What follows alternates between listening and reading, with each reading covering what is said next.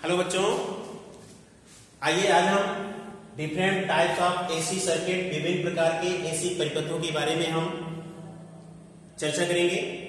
ये part number 3 है। Part number 3 का मतलब ये होता है पार्ट 1 और पार्ट 2 में जो है इसके विभिन्न प्रकार के परिपथ जो है हमने पीछे बताया है, ये आपको पिछले वीडियो में मिल जाएंगे पार्ट 1 और पार्ट 2 में।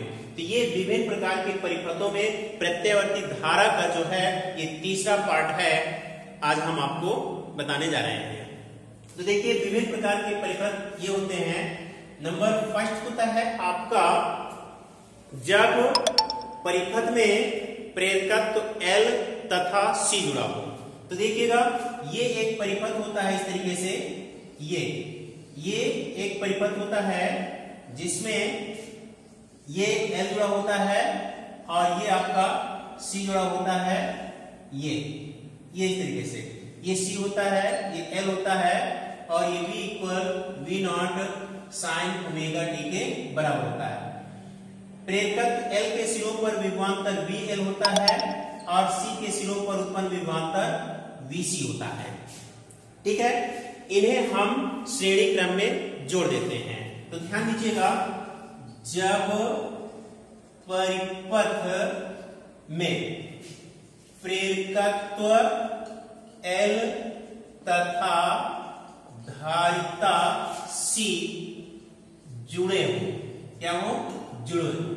तो ध्यान दीजिएगा, बहुत अच्छे से समझने का प्रयास कीजिएगा। चित्र अनुसार ध्यान दीजिएगा, चित्र अनुसार प्रेरकत्व L और C को जब हम श्रेणी क्रम में जोड़ देते हैं और इसमें प्रत्यावर्ती वोल्टेज स्थापित करते हैं तो इसमें धारा कुंडली में प्रवाहित होने लगती है। जो धारा L में जाएगी वही धारा C में जाएगी, क्योंकि ये श्रेणी क्रम में जुड़े होते हैं। तो L के सिरों पर विभवांतर VL होता है और C के सिरों पर विभवांतर VC होता है। ठीक है, अब देखते हैं, यदि LC परिपथ का परिणामी विभवांतर V हो तो समझिए ना, तो V इक्वल होता है आपका VL और ये VC के बराबर होता है। समझ बात आ गई ना? तो अब इस स्थिति में आप देखिएगा, VL के स्थान पर हम IXL लिख सकते हैं और इसके स्थान पर लिख सकते हैं IXC लिख सकते हैं, और ये आपका V जैसे का तैसे होता है। अब V इक्वल I इसमें कॉमन ले लेते हैं तो XL XC ये होता है, या V अपॉन I इक्वल हो जाएगा XL XC। V upon I जो होता है ये Z के बराबर होता है। किसके बराबर होता है? Z के बराबर होता है। तो Z इक्वल हो जाएगा आपका XL XC। ध्यान से समझिएगा, ये ये Z जो होता है आपका V अपॉन I के बराबर होता है। ये ठीक उसी प्रकार से बराबर होता है जैसे दिष्ट धारा में V अपॉन I R के बराबर होता है, वैसे प्रत्यावर्ती धारा में V अपॉन I जो होता है Z प्रतिबाधा के बराबर होता है। तो ये Z equal XL minus XC, ये जो निशान होता है ये अंतर का निशान होता है, थोड़ा सा टेढ़ा होता है। इसका मतलब होता है कि जो वैल्यू ज्यादा होती है उसी से जो है घटाया जाता है। तो Z equal XL minus XC के बराबर होता है। समझ बात रही है? अब इसी में एक बहुत ही इंपॉर्टेंट पॉइंट छिपा हुआ है, उसको आप ध्यान से समझिएगा। ध्यान दीजिएगा, ये एक अनुनाद की स्थिति होती है, इसको हम ऊपर मेट दे रहे हैं।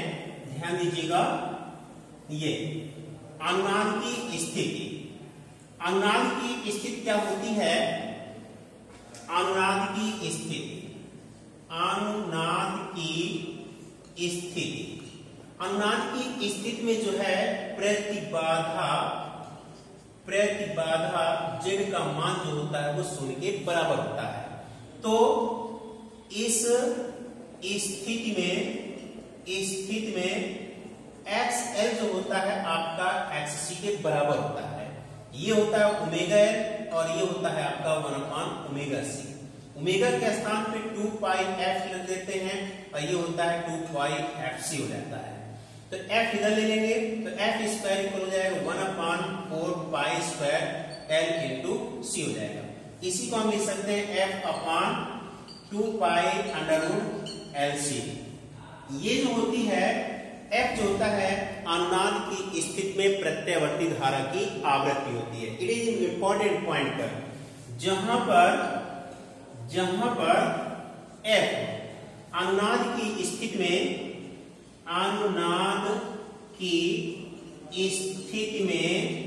प्रत्यावर्ती धारा की आवृत्ति होती है। समझ बात है ना? It is most important formula for numerical question. तो न्यूमेरिकल क्वेश्चन के लिए ये फार्मूला बहुत यूज होता है, तो इसको आप याद रखिएगा। तो ये इस तरीके से जो है ये आपका जो है एलसी परिपथ होता है। इसके बाद एक तीसरा परिपथ होता है जो कि एलसीआर परिपथ होता है। तो आइए उसको भी हम बता दे रहे हैं आपको, ठीक है ना? तो तीसरा परिपथ है लास्ट में, जब परिपथ में एलसीआर तीनों जुड़े हुए हैं। कितने जुड़े हुए हैं? एलसीआर। तो एलसीआर इस तरीके से जुड़े होते हैं, ये एल होता है, ये सी होता है और ये आर होता है। ये एल होता है, ये सी होता है, ये आर होता है। इसके सिरों पर उत्पन्न विभवांतर जो होता है आपका VL होता है और ये VC होता है और ये आपका VR होता है। समझ बात है ना? ध्यान दीजिएगा, जब परिपथ में LCR तीनों एक साथ जुड़े हों, ठीक है ना? अब ये भी आपके तीनों एक साथ जुड़े हुए हैं और ये श्रेणी क्रम में जुड़े हुए हैं। किस क्रम में जुड़े हुए हैं? श्रेणी क्रम में जुड़े हुए हैं। समझ बात आ गई ना? अब देखिएगा, यदि परिपथ LCR परिपथ का संपूर्ण विभवांतर क्या विभवांतर V हो तो, ध्यान दीजिएगा ये V है, V स्क्वायर इक्वल होगा आपका VR का स्क्वायर प्लस VL VC का होल स्क्वायर। अंडरस्टैंड? अब इसके बाद सभी वैल्यू को हम रख देते हैं, तो ये हो जाएगा आपका I स्क्वायर R स्क्वायर हो जाएगा और ये हो जाएगा VL जो होता है आपका IXL, ये हो जाएगा आपका IXC का होल स्क्वायर। अंडरस्टैंड? अब इसी को हम ऐसे लिख सकते हैं I square R square plus ये I स्क्वायर बाहर आ जाएगा तो ये बचेगा XL XC का होल स्क्वायर।